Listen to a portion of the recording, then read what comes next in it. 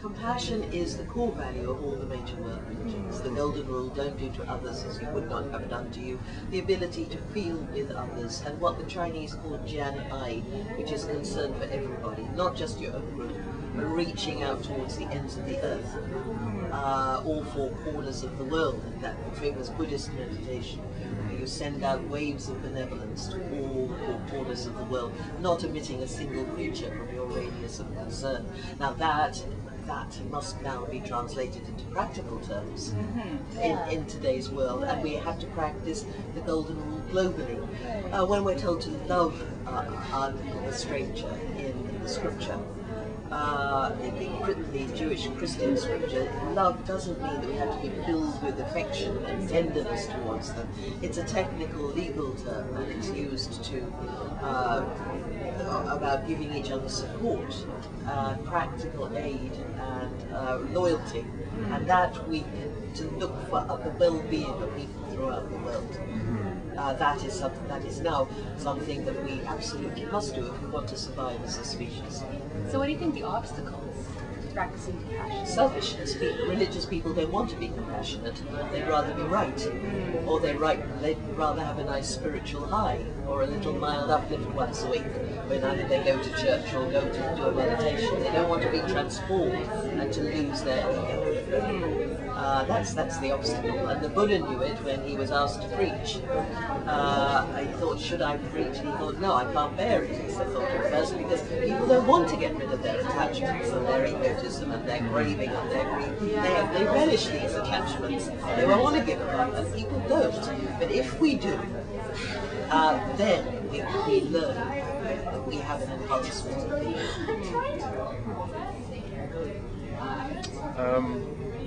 What is your perspective on the popularity of yoga in the West? Do you think that has an offering that can help teach compassion and attachment to yoga? It can and it can't. I think a lot of yoga seems to be some kind of aerobic exercise, or something that's designed to make you feel a little more peaceful and happy about yourself. And of course, yoga in the classical sense was divesting yourself systematically of your egotism. And not many people are capable of that, and really not many people want it. We can tend to weaken these things and have sort of designer yoga, just as you can have designer Kabbalah in Hollywood, with all these stars going, well, this has nothing to do with the kind of Kabbalah, Jewish mysticism that was practiced so intensively and creatively down the ages. This requires your whole life.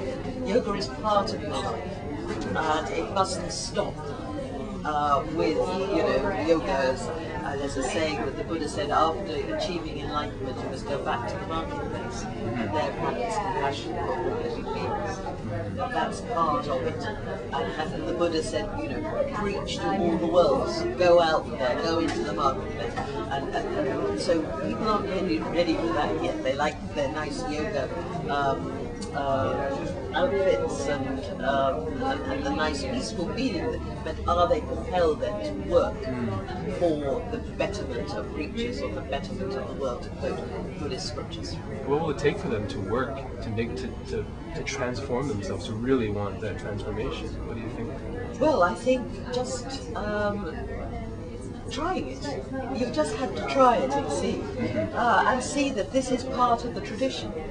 I mean, in the ancient period, the classical period, you couldn't do a single yoga exercise until you had mastered these prohibitions.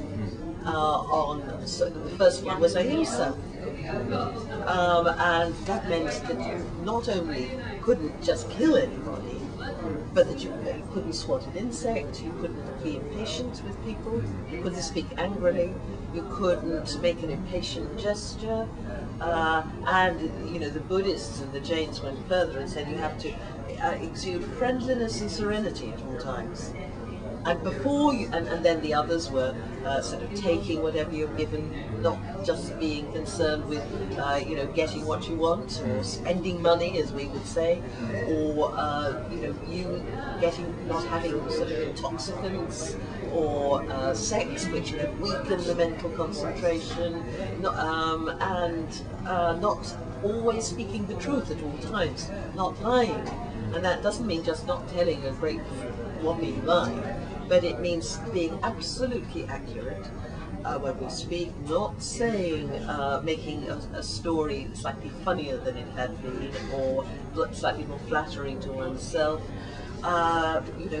Seeing things as they are. Now, until in the old days, until you had your guru was satisfied that this was second nature to you, you couldn't even begin to sit in the yogic position. So in classical period yoga was built on a strong moral foundation that involved but the texts tell us, the yoga texts tell us that if you master these prohibitions and the spirit of them, you achieve indescribable joy. Because you're putting yourself in a different frame of consciousness from this grasping, frightened self that limits our horizons and makes us fearful and angry, and you experience the lightness of being. Now, that's basically, I think we should get a bit more back to that in our yoga instruction and say that yoga isn't just a physical matter, it's built on this solid foundation, which is itself a part of a major transformation of the whole being.